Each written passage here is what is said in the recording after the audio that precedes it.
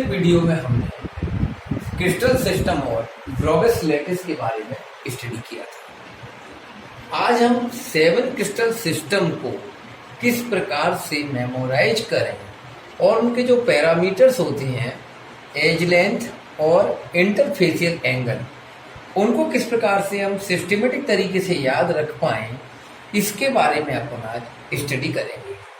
We know that crystal systems are of 7 type. First होता है cubic crystal,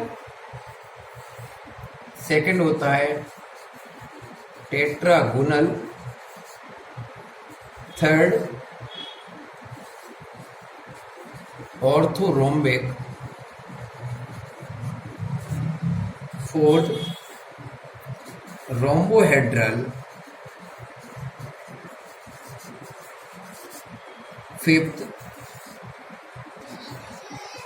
hexagonal, six monoclinic and 7 triclinic. जैसा कि हमने पिछले वीडियो में पढ़ा था कि क्रिस्टल सिस्टम 7 टाइप्स की हैं। Cubic crystal system, tetragonal, orthorhombic, rhombohedral, hexagonal, monoclinic and triclinic. We know that the geometry of crystal system depend upon unit cell, and unit cell determined by 6 parameter, that is edge length and interfacial angle. तो कोई भी यानी crystal system हो, सबसे पहले हमें proper crystal system कैसे याद रखें उसके लिए तरीका मालूम होना चाहिए, और फिर उनकी जो एज लेंथ है और जो इंटरफेसियल एंगल है उसको भी हम प्रॉपरली किस प्रकार से याद करेंगे। इसके लिए मैं आज आपको ट्रिक देने वाला हूं कि इन क्रिस्टल सिस्टम के हम पैरामीटर्स को ठीक ठीक प्रकार से किस प्रकार से याद रख सकते हैं, क्योंकि मोस्टली जो अपने क्वेश्चन बनते हैं एग्जाम में वो इसी बेसिस पर बनते हैं कि मान लीजिए कि रोम्बोहेड्रो क्रिस्टल है, इसके लिए एज लेंथ क्या होगी, इसके लिए इंटरफेसियल एंगल क्या होगा। तो ये अपन इजीली याद नहीं रख पाते हैं, क्योंकि इनमें कहीं ना कहीं वेरिएशन आ जाता है और हमारे क्वेश्चन से जो उनके आंसर जो होते हैं वो गलत हो जाते हैं। तो आज मैं सबसे पहले आपको इन क्रिस्टल सिस्टम को एक याद करने का सिंपल ट्रिक बता रहा हूँ। उस ट्रिक के द्वारा अपन इन क्रिस्टल सिस्टम को बड़े इजीली और सिस्टमेटिक तरीके से याद रख पाएंगे। इसके लिए एक थोड़ा सा अपन आइडिया ये है, सीटी और मारी अगर तो हेक्सागोनल शेप में बने, पहले एक क्लिनिक यानी मोनोक्लिनिक में इलाज कराना पड़ेगा और फिर ट्राई क्लिनिक माने 3 क्लिनिक में इलाज या ट्रीटमेंट लेना पड़ेगा। तो सीटी और मारी अगर तो हेक्सागोनल शेप में बने, पहले मोनोक्लिनिक माने एक क्लिनिक में ट्रीटमेंट लेना पड़ेगा और फिर 3 क्लिनिक या ट्राई क्लिनिक में आपको 3 क्लिनिक में आपको ट्रीटमेंट लेना पड़ेगा, तब भी ट्रीटमेंट ठीक नहीं हो पाएंगे आप। तो ये आपका जो आइडिया है, जो ट्रिक है, वो क्या बताती है, सी हमें बताता है क्यूबिक क्रिस्टल सिस्टम के लिए, टी टेट्रागोनल क्रिस्टल सिस्टम के लिए, ओ ऑर्थोरोम्बिक क्रिस्टल के लिए, आर रोम्बोहेड्रल क्रिस्टल सिस्टम के लिए, एच हेक्सागोनल क्रिस्टल सिस्टम के लिए, एम मोनोक्लिनिक क्रिस्टल सिस्टम के लिए और टी ट्राइक्लिनिक क्रिस्टल सिस्टम के लिए। तो हमारा जो एक तरह से ट्रिक है वो हो गया, सीटी और मारी अगर तो हेक्सागोनल शेप में बने, पहले मोनोक्लिनिक में ट्रीटमेंट लेना पड़ेगा और फिर 3 क्लिनिक या ट्राई क्लिनिक में ट्रीटमेंट लेना पड़ेगा। अब मैंने पिछले वीडियो में भी बताया था कि किसी भी क्रिस्टल सिस्टम की जो ज्योमेट्री होती है वो 6 पैरामीटर पर डिपेंड करती है, और वो पैरामीटर जो होते हैं एज लेंथ, इनको हम ए, बी और सी कहते हैं, और दूसरा होता है इंटरफेसियल एंगल, इनको हम अल्फा, बीटा एंड गामा के नाम से जानते हैं। अब एज लेंथ 3 एज लेंथ होती हैं और 3 इंटरफेसियल एंगल्स होते हैं। अगर इनमें थोड़ा भी चेंज कर दिया जाए तो जो क्रिस्टल है उसकी ज्योमेट्री में भी चेंज आ जाता है। अपने जो एग्जाम होते हैं उनमें मोस्टली क्वेश्चन इस टाइप के ही बनते हैं कि इनका जैसे रोम्बोहेड्रल का एज लेंथ और इंटरफेसियल क्या होगा, तो इनको याद करने में बहुत प्रॉब्लम बनती है। इसी के लिए मैंने ये ट्रिक तैयार की है।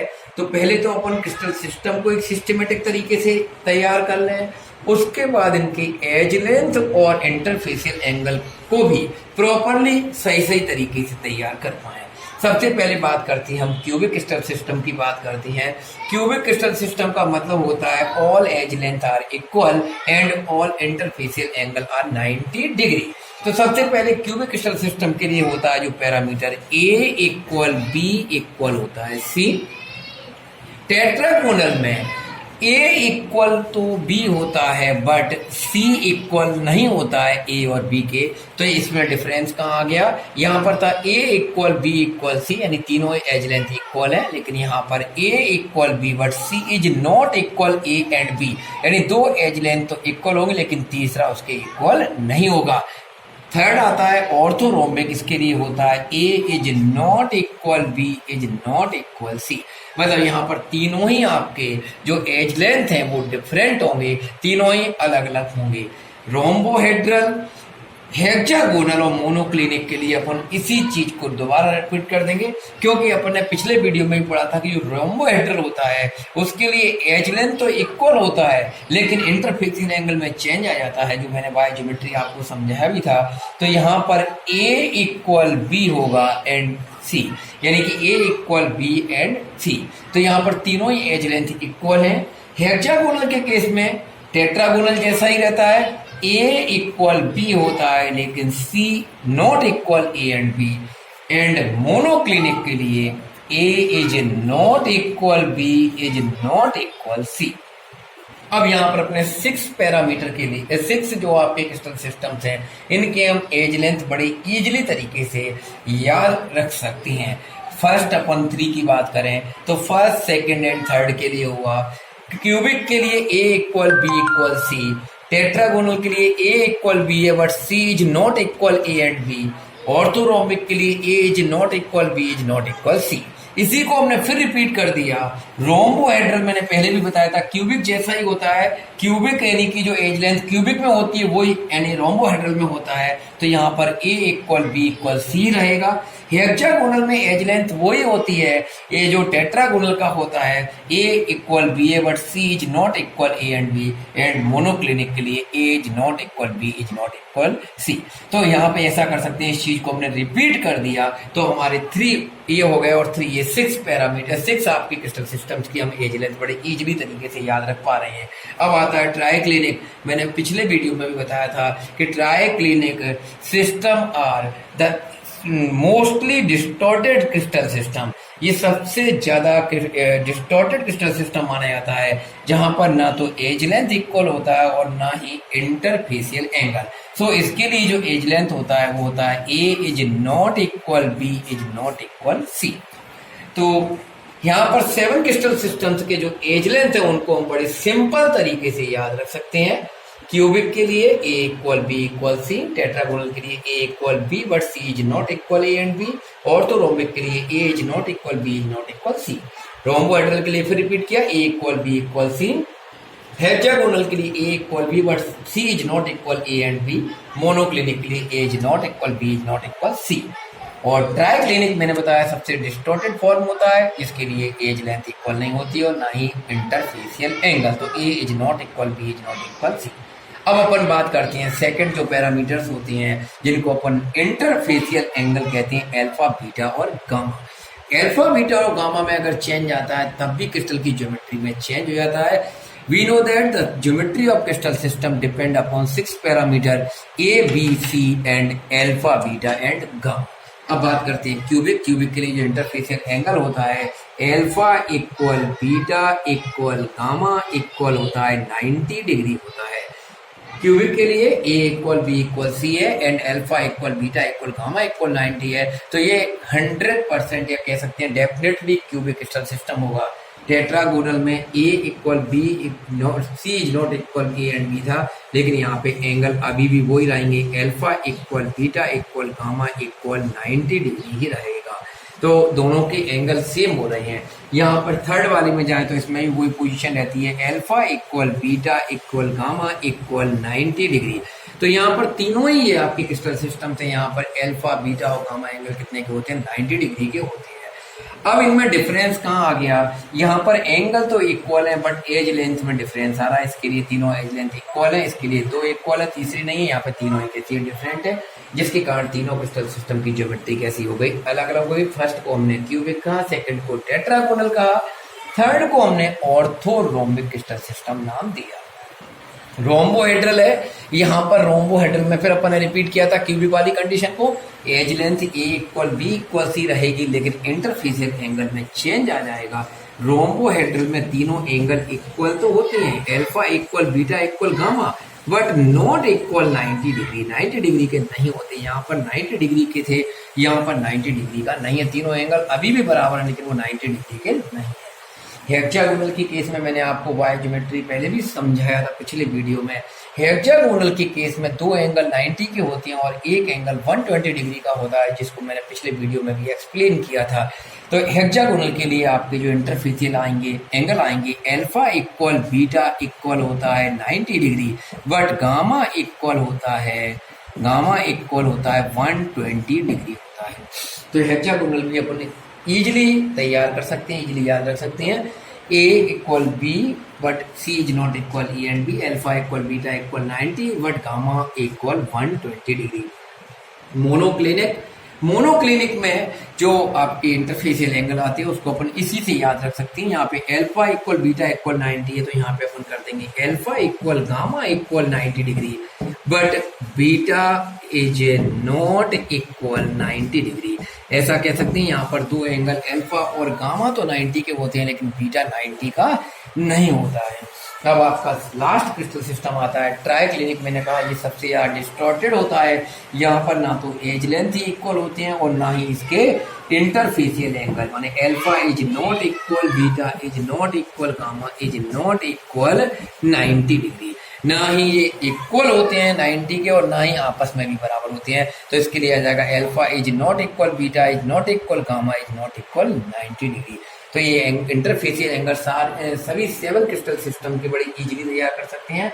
क्यूबिक के लिए alpha equal beta equal gamma equal 90 degree, tetragonal के लिए alpha equal beta equal gamma equal 90 degree, orthorhombic के लिए alpha equal beta equal gamma equal 90 degree. इसके बाद रोम्बोहेड्रल की बात करें तो alpha equal beta equal gamma, तीनों एंगल तो इक्वल है लेकिन वो 90 डिग्री के इक्वल नहीं है। इसके बाद हेक्सागोनल में मैंने बताया कि 2 एंगल 90 डिग्री के होते हैं और गामा एंगल कितने का होता है 120 का। तो इसको भी अपन इजीली याद सकते हैं, alpha equal beta equal 90 degree but gamma equal 120 degree. Monoclinic को अपन इसी से याद कर सकते हैं, अल्फा और बीटा की जगह अल्फा और गामा कर देंगे जो 90 डिग्री के होते हैं, but beta is not equal 90 degree. और लास्ट आपका ट्राइक्लिनिक जो सबसे ज्यादा डिस्टॉर्टेड फॉर्म होता है, यहाँ पर alpha is not equal beta is not equal gamma is not equal 90 degree. इस प्रकार से हम बड़े इजी ट्रिक से एक सिंपल तरीके से हम एज लेंथ और इंटरफेसियल एंगल को लर्न करके, याद करके, मेमोराइज करके हम किसी भी क्रिस्टल की ज्योमेट्री के बारे में बता सकते हैं। अब क्वेश्चन जो अपने आते हैं जैसे एमपी बोर्ड या सीबीएसई या कॉम्पिटिटिव एग्जाम्स होते हैं, उनमें मोस्टली इसी टाइप के क्वेश्चन आते हैं। तब हम क्वेश्चन को जब अटेम्प्ट करते हैं तो बहुत ज्यादा कंफ्यूजन हो जाता है, क्योंकि जो आपके एंगल्स हैं वो भी आपके 7 क्रिस्टल सिस्टम्स के लिए अलग अलग बताए गए हैं और एज लेंथ भी। तो वहां पर एक क्वेश्चन का अपना जो आंसर होता है उसके गलत होने का चांसेस रहता है।